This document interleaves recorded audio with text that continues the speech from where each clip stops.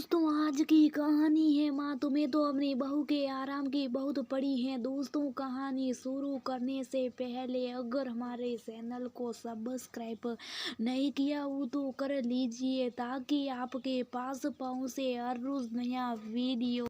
भाभी आज जरा दादी माँ के स्टाइल वाला पहले की तरह खाना बनाएगा। वेजिटेबल दम बिरयानी, ढेर सारा असली घी, मेवे और दही डालकर, साथ में बघारा बैगन और दही का रायता, गुलाब जामुन और रगड़े वाले समोसे। बहुत दिन हो गए ऐसा चटपटा खाना खाए हुए। वहाँ तो सब फीका ही खाते तो मुझे भी वही सब खाना पड़ता है। सरोरी ने अपनी भाभी अवनी से कहा। ठीक है दीदी, और कुछ बनाना है तो वो भी बता दो। अवनी ने मुस्कुराते हुए कहा। नहीं भाभी, बस इतना ही। तब तक मैं और सुर्खी बाजार घूम कर आते। देखे तो सही, बाजार वैसा का वैसा यहाँ बदल गया। सरोरी ने कहा। माँ आप भी चलिए ना, घर पर बैठकर क्या करोगी? सुर्खी ने कहा। कि बेटी तुम लोग घूम कर आओ। और हाँ, अपनी भाभी से इतना सब कुछ बनवा रहे तो दोनों बार कुछ खा मत रहना, नहीं तो अवनी की मेहनत पानी में जाएगी। और वैसे भी मैं बाजार आकर क्या करूंगी, इसकी बजाय अवनी की मदद कर दूं तो उसे भी थोड़ा आराम मिल जाएगा। रागिनी जी ने कहा। दरअसल बात यह थी कि रागिनी जी की दो बेटियां सरवरी और सुर्खी मायके आई हुई थी। दोनों अकेली अपनी माँ से मिलने। वैसे तो माँ को मिलने का सिर्फ बहाना था। वो लोग अपनी इकलौती भाभी अवनी को परेशान करने का एक भी मौका खोना नहीं चाहती और दूसरा अकेले दोस्तों के साथ घूमने फिरने का शौक। रागिनी जी अपनी बेटियों को बखूबी पहचानती थी। दोनों अपनी भाभी से सब कुछ बनवाएगी और फिर बाहर से खाकर आएगी। बेचारी अपनी सब काम करके थक जाती थी। रागिनी जी मदद करने को जाती तो दोनों बेटियां ये कहकर बैठा देती कि बहुत दिनों कर दिया काम, अब आराम करो।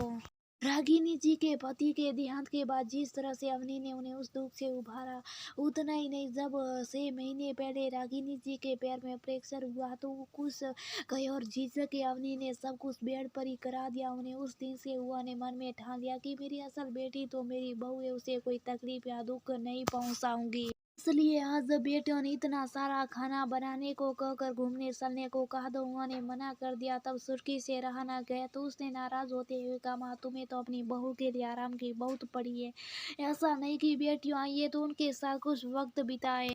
थी ऐसी कोई बात ही, मुझे तो जैसे आप दोनों वैसी मेरी अवनी है। रागिनी जी का। अच्छा तो अब बहू और बेटियों में अंतर ही नहीं राखी हूँ माँ, क्या बहू बेटियों से बढ़कर हो गई? सरवीन ने गुस्से में कहा। हाँ बेटा, आज बहू बेटी से बढ़कर हुई। क्यों जानना चाहती हो तो सुनो। तुम्हारे पापा के देहांत के बाद जब मुझे किसी से सहारे की जरूरत थी, उस दुख से उभरने के लिए, तब तुम लोगों को अपने ससुराल की याद आ गई। 1-2 दिन ठहर कर अपना हिस्सा लेकर चल दिए थे तुम लोग। 6 महीने पहले भी जब मेरे पैर में फ्रैक्चर हुआ तब बारी बारी से दोनों को कहा था कि थोड़ो दिन आने की मदद कर दो, पर तब भी आप लोगों को आने की फुर्सत नहीं थी। अच्छा लगता है बेटियों ससुराल में रहे, पर माता पिता का ख्याल रखने के लिए तो आ सकते न 1-2 हफ्ते के लिए। अब अवनी मेरी बेटी और बेटी का ख्याल एक माँ नहीं रखेगी तो कौन रखेगा? आप दोनों को घूमने जाना तो शौक से जाओ, पर मैं नहीं आऊंगी। और हाँ, हर बार की तरह बाहर से खाना खाकर मत आ जाना, ये मेरी आपको आखिरी चेतावनी है।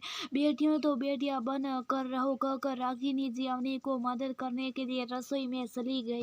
अवनी ये ने सारी बातें काम करते हुए सुन ली थी तो वो अपनी माँ समा सासू माँ के रोते हुए गले लगी। थोड़ी देर के बाद सरोरी और सुटकी पीसी से और करने लगी। अगर माँ बेटी का मिलन हो गया तो घर में दूसरी भी बेटियां उनके पेट का तो कुछ ख्याल करो। घर में सारा हंसी बिखर गई और सबने मिलकर खाना बनाया और खाकर साथ